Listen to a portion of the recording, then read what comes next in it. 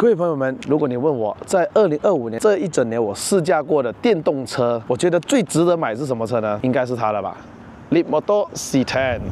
試一下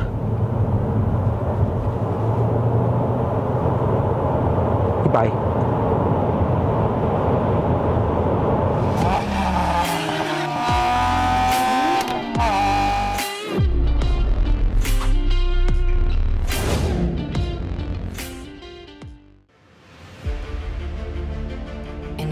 Hello， 大家好，又是爱的人，爱的人不是一個車評，只是 POV 了。歡迎回到我的 POV 試駕系列了。今天呢，我要來試駕一個我期待已久的 Leapmotor C10。Leapmotor 的中文叫做領跑啊，在馬來西亞的話可能會覺得很陌生，因為這台車在馬來西亞的曝光率我覺得不夠高，很多人不太去了解這輛車。但是以它的外形跟它的這個配置來說呢，這輛車是早已經吸引到我了的。那這輛車呢，現在呢扣到來了哈，扣到來是125千，用 B segment 還有 C segment 的價錢呢，竟然可以買了個D segment 的 EV SUV 哦，所謂的大件及大食啦，就是形容這輛車啦。如果你們看了這個影片，很有興趣這輛車，不知道跟誰買，你們可以找我啦，我可以帶你去試駕啦。這輛車呢，今年2025年有做出一些 update 啊。怎麼說這輛車很抵買呢？等一下我帶你們去walk，然後走走，然後試駕，然後帶你們上個山就懂了哈。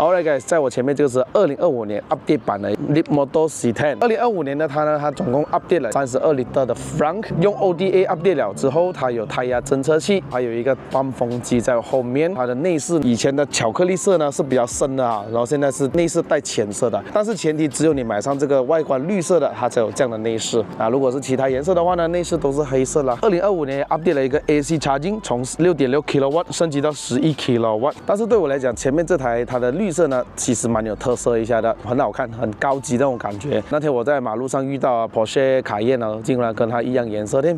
無可否認，屁股呢是真的蠻像卡宴一下的，車頭有它自己的味道了哈。這個顏色在陽光底下一照下去，哇，那個 bling bling 的感覺就出來了，非常的閃亮。氣呢感覺上也蠻厚的。我那天呢在 FK8 的後面，它就噴我很多石頭，它的車氣還是完好無損的啦。用 B segment 跟 C segment 的價位125千買到這麼大輛的 D segment 的 SUV， 而且還是後輪驅動啊，各位哪裡找？你跟我說哪裡找？真的沒有。69.9 kWh 的 Lithium Ion 的電池 ，WLTP 呢大概是424 km。那如果你問我真正做到沒有呢？我是大概從98%降到25%，那我降了大概是200公里左右啦，在城市駕，然後給朋友繞一下，就這樣子的成績出來了。但是如果你問我從98%，然後我去Sepang一趟來回到來 PJ 呢，大概還剩下55%，總共走了111.8 km。我在高速上面大概維持一個110公里每小時，馬力呢大概218 PS， 還有320個牛頓米的扭力。至於充電方面呢，它是支持11 kW 的 AC， 還有84 kW 的 DC 快充，30到80% 只需要半個小時左右就搞定啦。那天我去充電呢，從25%左右充到去90%，只需要大概45分鐘就搞定了。懸掛設置前麥花臣後多連桿，主要我這次呢，廠家就沒有給我鑰匙了，他只給我一張 NFC 卡。我可以說它有一點少許的不方便，為何這樣子講呢？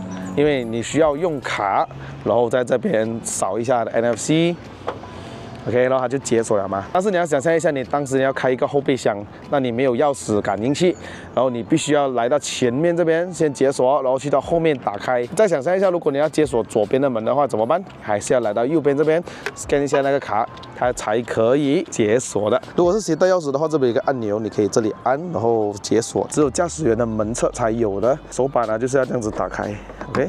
有一點像 GTR 那種感覺，我覺得有一點麻煩，還是想象一下，今天打包了一大堆東西，你還是要用手指這樣去按，然后這樣子出來。那你打開門之後呢，它有 Comfort Access， 椅子會往後退，所有這邊的用料摸上去很像阿坎塔那種感覺，可是是另外一種皮革，叫做 Fox Leather。然後這裡整副都是皮革包覆呀，它的顏色呢，這個配搭是真的挺好看的，再碰上這個粉色的內飾氣氛燈，哇，整個氣氛感爆表，有沒有？真的很好看。當然，你解鎖了之後呢，它的冷氣呢就會打開了的。我一坐上這裡之後呢，這個座椅就會退到我的原本的記憶座位。這時候還是不能動了，你需要拿你的 NFC 卡放在這邊，像 Tesla 一樣，然後踩一下剎車。哦，你看到嗎？就這些燈出來 ，OK。You are ready to go。這個氣氛燈呢，我必須要在這個天還沒亮之前呢，給你們演示一下啊。其實我在這個場景裡面，再來定這邊 Interior， 然後我這裡打開了一個功能的 Ambient Light Effect。你看啊，當我如果倒退的話呢，靠近一些物體啊，它都會做出一些提示。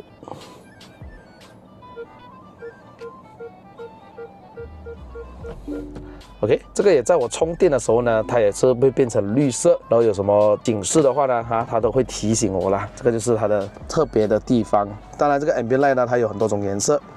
OK， 可是呢，信我啦，你買車呢買到來哈，我覺得你還是會喜歡這種紫色或者是粉紅色的顏色，把這個車的這個氣氛拉得滿滿爆表。然後有 Multi Color， 它會自動的換顏色，可是我覺得它換的速度有點太快了吧。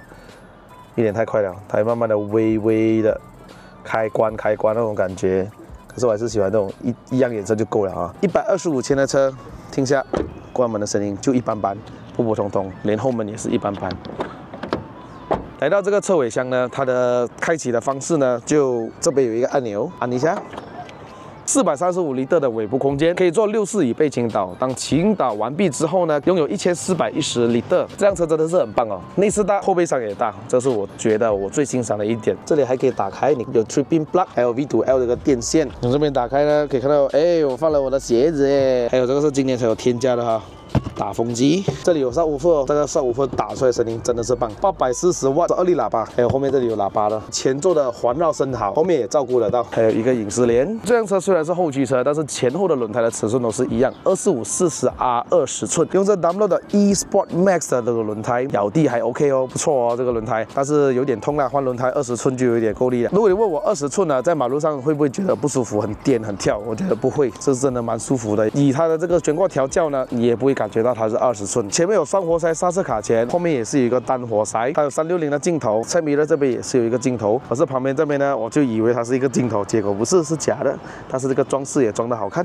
前面的大燈 LED， 還有一個非常有標誌性的 LED 的日行燈，晚上的時候開燈很亮，我覺得很滿意它的頭燈。前後的 signal 也是 LED 的，後面有貫穿式的尾燈，但是我發現到當我充電的時候，我一插那個槍下去的話，它都會有那個動畫，讓我知道，哎，我的車正在充電啊。還有個 Shark Fin， 這是讓我最滿意的地方哦，內部空間真的很大，然後加上它的椅墊哦，長度啊跟前面是一樣的長，特別的軟，看到嗎？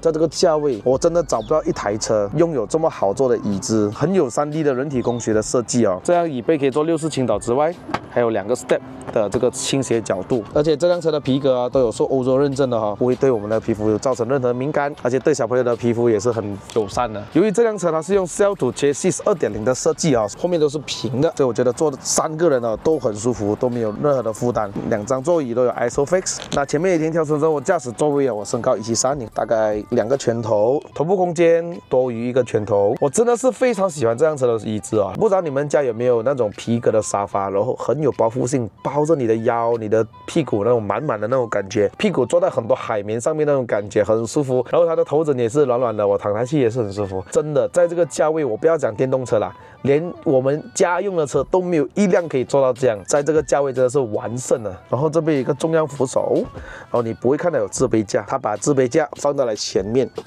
而且這個前面呢，也不會影響到我們駕駛員的手臂啊那些。它的缺點就是因為可能中國用的水杯也比較小，如果你再大一點的水杯的話，是放不下這個洞的喲。後面有2個冷氣出風口，後面有一個 Type C and Type D 的 USB 接口，它這邊還會亮起那個燈，哎，讓你不會插錯洞哦。看到這些細節的處理嗎？還有這個手把啊，其實摸起來都一點都不便宜，這種細節啊，看到嗎？有些只是視覺上面很高級嘛，一摸下去就完蛋了。可是 C10 不會給到你這樣子，你看得到，你摸得到，都是一致的哈。所以後面這邊有喇叭，這輛車的環繞聲很可以哦。上下車的高度非常的 good job， 連我爸媽都說這輛車 best 啊。他們老人家來說，上下車打開一下這輛車的引擎蓋。要拉2下哈，所以是不需要找任何的撥桿的。前面有32立的空間，一般上這個價位的車早已經是赤裸裸的給你看了，電動馬達在下面啊。可是呢，最近就 BYD 100千也有了啦。前面的bumper這邊還有個進風口，直接通往你的輪胎跟你的卡鉗，讓它降溫。左駕駛的座位也是一個6項的電動調節。冷氣出風口都是躲在裡面的哈，那怎麼調整它的角度呢？你依然的還是要通過這個唱機這邊去按。然後我現在是用這 Air Sweep 啦，它會左右的這個滑動。然後當然，如果你按 Free Air 的話呢，它就可以調你要自己的位置了。然後這邊還有一個儲物格，非常小的儲物格，還有一個無線充電哈。我可以說這個充電會比較慢哈，但是如果你需要快充的話，下面還可以提供一個60瓦的 Type C 接口，還有一個12伏的電瓦。這一塊呢，它很像木，當你摸下去呢，它其實是塑料，可是它給的塑料的用量很足啊。然後這個窗戶按鈕呢，就是往下推，它就會下來。這是一個單層的玻璃哦，上來就這樣，4個窗都是一鍵上下。晚上呢還有亮起一個燈，加上它氣氛燈的打下去哦，你真的不會操作錯了的。這邊還有一個小小的洞哦，可以讓你開關門，小小的 pocket 是可以放啦。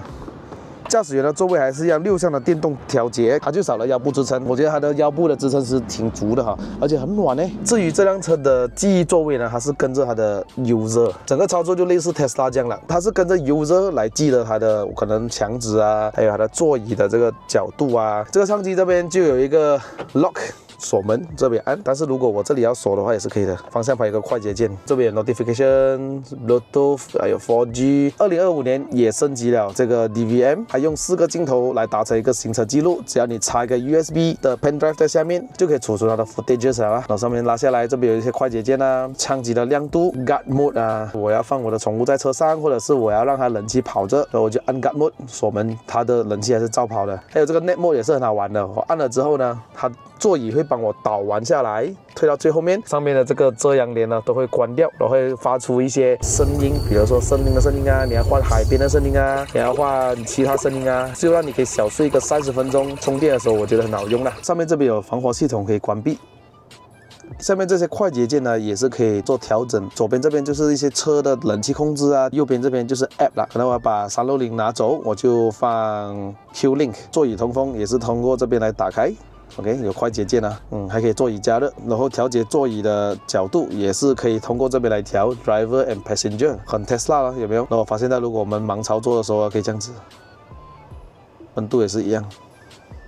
這輛車有個缺點就是沒有 Apple CarPlay and Auto 啦，但是如果你有連着到 Type C 的話呢，你可以用這個 Q-Link， 然後來連接你的手機，不然的話你可以用 WiFi 也是可以。Apple 是不需要下載任何的軟件的，還有自己的 Map， 它會幫你計算到那邊大概是要多少%的電量，然後建議你去附近那邊充電啊。至於它的設置裡面呢，它從第一頁的Lighting先開始，然後可以調這個車的車頭燈啊，你要開關燈啊，全部都在這邊，前霧燈、後霧燈。Auto High Beam， 你可以調節你的頭燈的高低 ，Doors and Windows 這裡就可以打開跟關閉所有的窗，你要全部關，你可以開一點點，可以 Rear View Mirror， 你要調你的 Side Mirror 都是從這邊調，所以用這個球球，這是調右邊，這是調左邊。當你放 R 的時候啊，左右側 Side Mirror 都會往下調，開出這個360的 Camera。我放回低的話呢，它就會跑回來。這裡還有一個快捷鍵可以設置哈，就是在這一邊，這是打開跟關閉遮陽簾，然後這邊有一個快捷鍵的按鈕，你可以調這一系列的東西。我是調它的左駕駛的這個椅子，我一鍵按下去，椅子就會調來前面。Charging 這邊就可以 set limit 啦，我就把它調到90，因為今天要上山，我把它充到100啊，所以我平常都是充到90，已經是很足夠了的啊。這邊的顯示啊，我是把它調成 Dynamic， 比較接近我們日常生活用的駕駛模式。這邊因為我開了 One Pedal Mode 了，雖然是不能調節這個駕駛模式的啊，可是如果你把它關掉呢，它可以開啟一個 Comfort Sport 還有 Custom。我個人是比較喜歡 Custom 的，所以 Custom 的話可以調節它的方向盤的重量啊、加速啊。Creep Mode 就是滑行模式，Auto Hold 也有。這個 Comfortable Stop 呢，就是讓你的剎車可以很舒服的停下來，但是很多人不喜歡這個感覺啊。這個 Steering Wheel 的 Customize Button 就是這一個快捷鍵的按鈕了，你可以按一次開啟360 ，Double Click 就是 Rear View Mirror。Mirror， 這輛車 Level 2的 ADAS 系統，有些東西如果你把它關掉，比如說 Lane Keep Assist、Emergency Lane Keeping， 如果關掉的話，當我下一次上回來，它還是會開回的。這我覺得這個很煩人，這個很多車主都在 complain 呢。我覺得最好的音響的設置就是放 Entire Dynamic， 不然的話其他我都覺得不好聽。Custom， 然後調成這樣，個人認為這個是最好了的。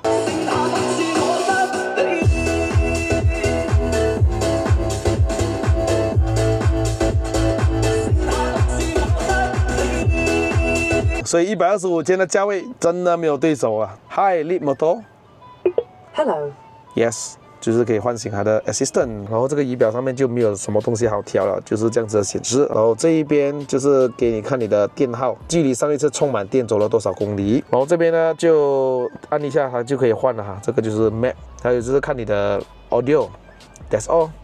就3個模式而已，然後這個方向盤的這個大小我是很喜歡的，這個 size 剛剛好，所以轉上來的話我就覺得非常輕鬆。方向盤是可以調整上下跟前後，都是手動的哈。這輛車有一個懷檔，踩了剎車撥下去 D， 然後它就可以走了，撥下去 R 它就退後。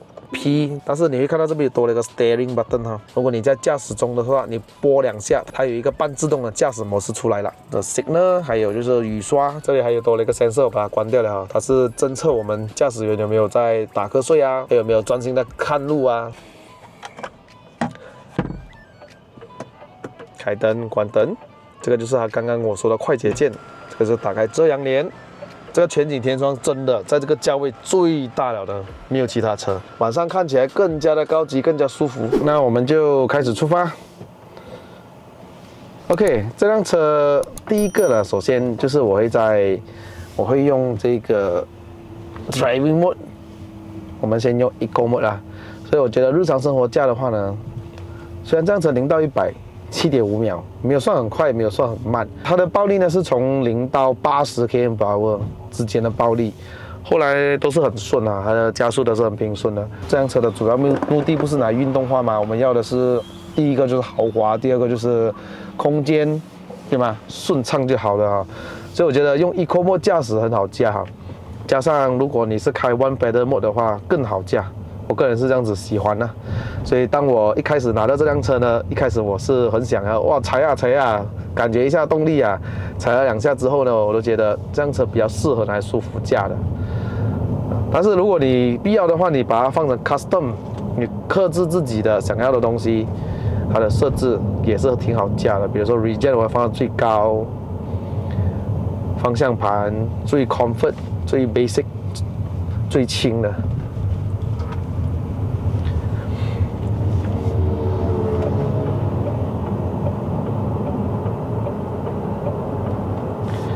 懸掛真的是偏舒服的一派，但是它不會舒服到哦。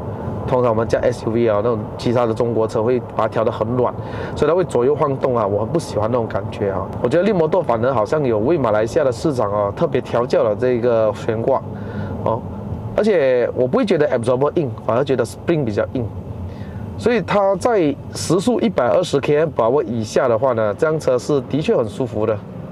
很舒服的，但是如果你超過那個速度的話呢，有時候在比較顛簸的馬路啊，反而它會比較上下這樣子啊，就是通常你的普通車呢換了 Sport Spring 那種感覺，就 Spring In 嘛，所以它的舒適性會減少一點。所以反正我們駕電車，講真的啦，你駕太快，耗電量又太高，所以倒不如順駕把120比較舒服的。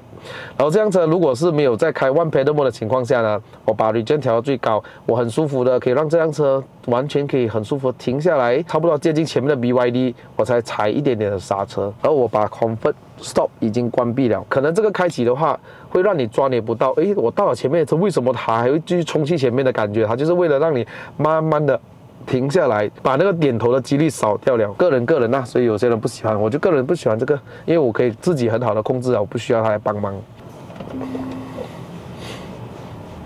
起步也是很順，因為少了變速箱啊，少了這個 clutch 啊，所以只需要踩一點點的油門啊，你們理解的電門的哈，然後它的 auto hold 就會自動解除，解除的整個過程都是很平順的啊。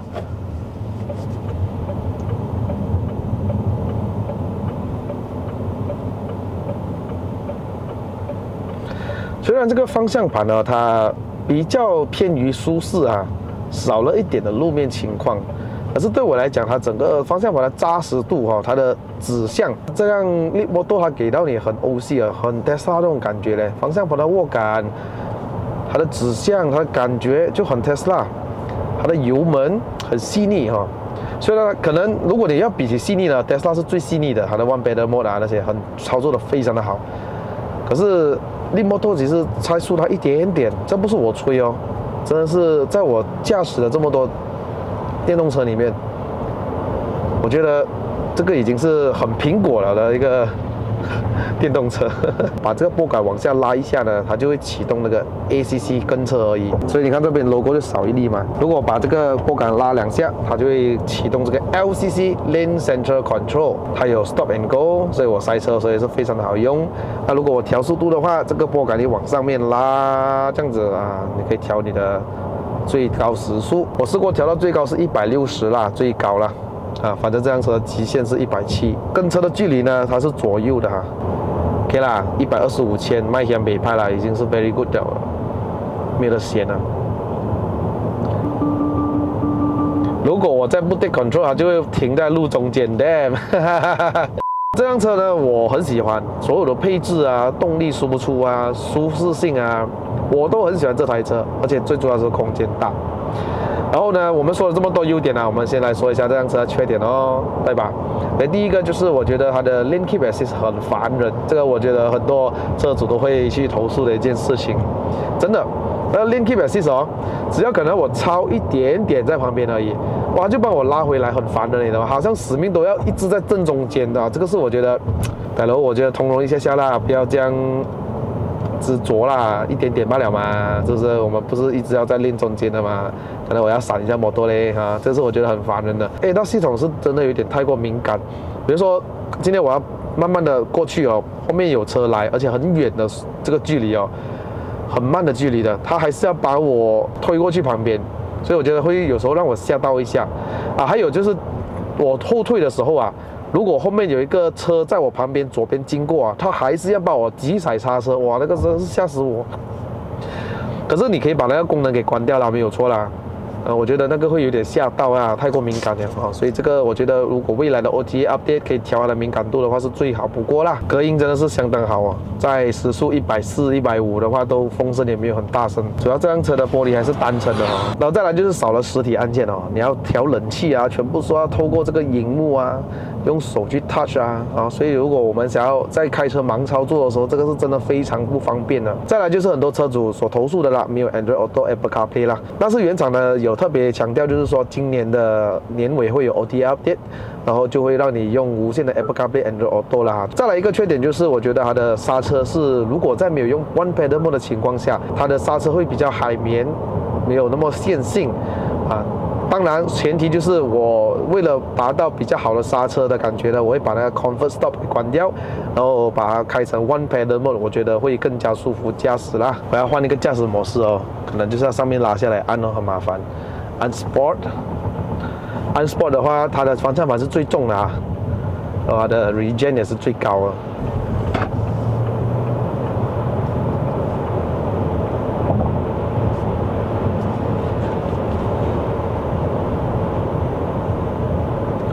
很順暢。OK， 我們來試一下0到100 ，3、2、1 ，Go！ 試一下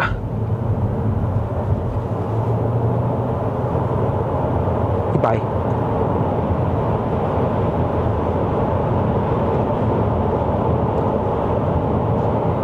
講真的啦，我到現在還沒有試過這輛車的極限啊，雖然官方說是170 km/h，but we can try。這輛車少了那個加速的打滑哦，如果是在這種動力來說，前驅早就聽到“的聲音了，這輛車完全沒有，因為它是一個後輪驅動的車，所以就少了這一個打滑聲音。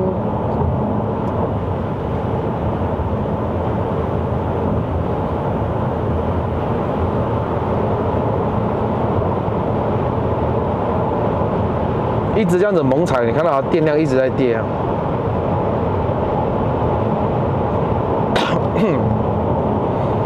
看啊，我差不多摆3過這個彎啊，我覺得它的操控很棒哎，很舒服，加上那個指向也是比較好，因為畢竟還是一個後驅車。你不要看它這麼大輛啊，其實如果你在一般上馬路上 U 段呢，其實很輕鬆的。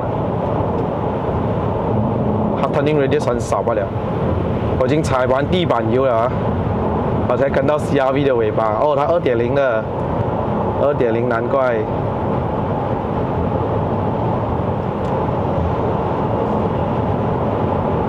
而這輛車呢，擁有12粒840瓦的這個喇叭哦，然後我覺得比較適合聽高清跟還有一點 bass 的歌。誰沒有一些刻骨銘心事？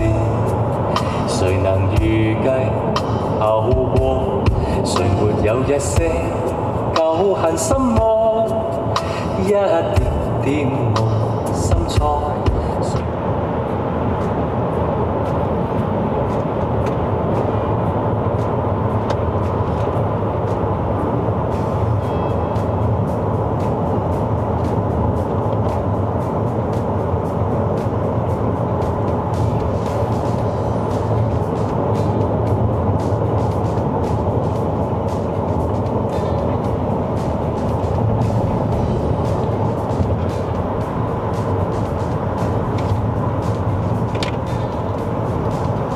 不錯，又有舒適性，操控性也不差，這麼大高，這麼大高。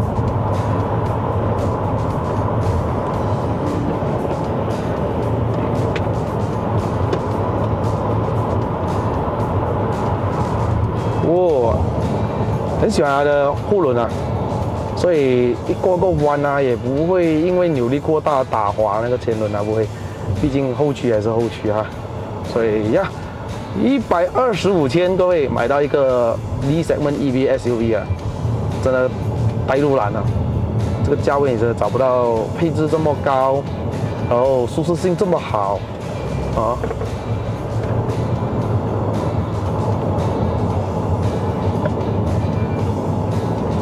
真的找不到，真的是一台好車，只是缺乏了一點 marketing， 我覺得。所以我一嫁出去，我朋友全部都很好奇。他們都1個2個都來奔着我來，哎，我要看車，我要看車啊！看了之後，我讓他們打價錢。你覺得這輛車會值多少錢？然後很多人的定位都是覺得，哎，這輛車值160到180這樣子啊。當我一說125千，他們整個人都嚇到，這麼便宜 ？Yeah。All right。下個影片，老鐵們都知道我們要幹什麼呢？就是要衝上雲霄了。我不管拿什麼車，我都要衝上雲霄了。好了，各位，這個影片就到這邊了。如果喜歡看我的影片的朋友們呢，不要忘了按讚、訂閱、分享，還有打開小鈴鐺。我們下集的 POV 再見，拜拜。